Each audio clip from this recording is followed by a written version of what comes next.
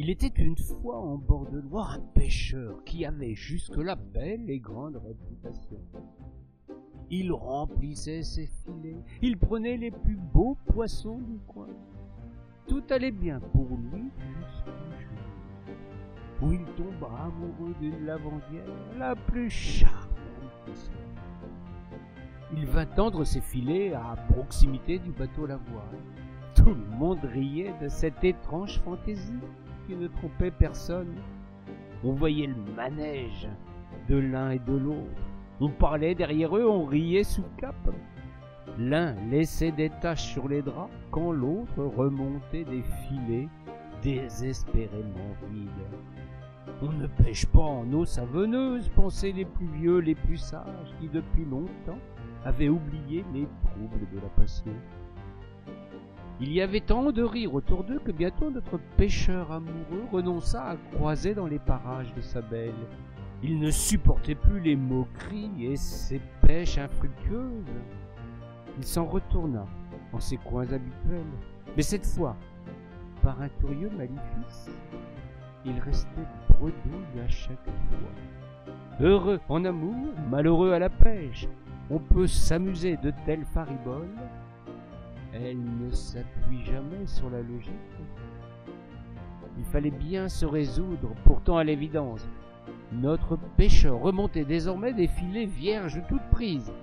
Il avait le mauvais œil. Il ne pouvait continuer ainsi, ses ressources venaient à s'épuiser et ses clients avaient déjà changé de fournisseur. La situation devenait préoccupante. Il consulta une birette, comme on le fait toujours dans notre Berry. Une femme qui faisait passer le feu guérissait des verrues et reboutait les articulations déboîtées. Après quelques incantations et bien des gestes étranges, la sorcière des corps et des âmes lui donna à boire un étrange élixir. Elle l'avertit qu'il allait subir des transformations qui n'auraient de cesse de le surprendre. Il ne devait pas s'en inquiéter tout en se gardant bien de batifoler quand surviendraient les manifestations magiques. Notre pêcheur promit sans rien comprendre de quoi il en retournait. Il faut même avouer qu'il n'avait pas la moindre idée de ce qui allait se passer pour lui. La sorcière lui avait dit simplement « Tends tes filets et dis à haute voix que je sois ce que je veux ». Incrédule, il s'en retourna à son bateau, décidé à éclaircir ce mystère. Il craignait au fond de lui ce qu'il pouvait advenir. Il s'éloigna du village pour pêcher dans un endroit sauvage et discret. Il tendit un filet dérivant et prononça du bout des lèvres cette incroyable formule « Que je sois ce que je désire ». Aussitôt dit, il se sentit se transformer. Il perdit connaissance quelques instants. Quand il retrouva ses esprits, il était devenu un énorme brochet qui semait la terreur dans le rang des ablettes et des goujons, qui toutes se précipitaient dans le filet. De manière aussi mystérieuse, il retrouva ses esprits et sa forme. Et sur le bateau, il remontait un filet plein comme jamais. Il rentra au village, fier comme Artaban. On murmurait dans ce dos qu'il y avait sorcellerie dans tout ça.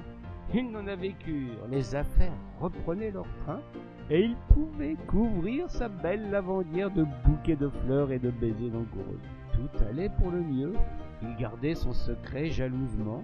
Il devinait qu'il serait bien imprudent de dévoiler à ses collègues la formule magique. Il aimait maintenant à se transformer ainsi en poisson rabatteur. Il voyait la rivière de l'intérieur.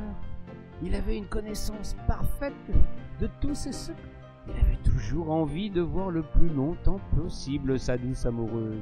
Il s'enhardit au point de revenir tendre ses filets juste en face du bateau lavoir. Que l'eau soit un peu savonneuse ne devait en rien gêner son activité. Il parviendrait quand même à remplir son filet grâce à la magie de la birette. Ce qui l'advint alors n'était pas du tout ce qu'il avait prévu. Au moment de prononcer sa formule magique, Il regarda au loin ce bateau lavoir où travaillait sa belle. Il a désiré comme toujours, et soudain son souhait fut réalisé. Il devint ce qu'il voulait le plus au monde. Depuis ce jour, il la vendit à revêche, inconnue jusqu'alors du village, pâle au linge et médit ses commères.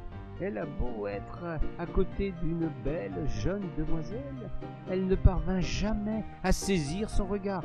Plus les jours passent, plus son humeur devient détestable. La pauvrette, quant à elle, pleure son joli pêcheur, qu'on dit disparu à jamais dans la rivière. Voilà ce qui arrive quand on use d'un subterfuge pour obtenir ce qu'on désire. Il vaut mieux rester bredouille et heureux en amour. Et surtout, il est préférable de ne jamais compter sur les sortilèges des sorciers pour réaliser ses rêves.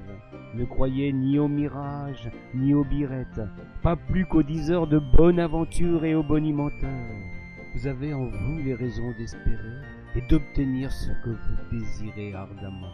C'est la seule vérité de cette fable qui nous raconte la naissance de la Mère de Nuit.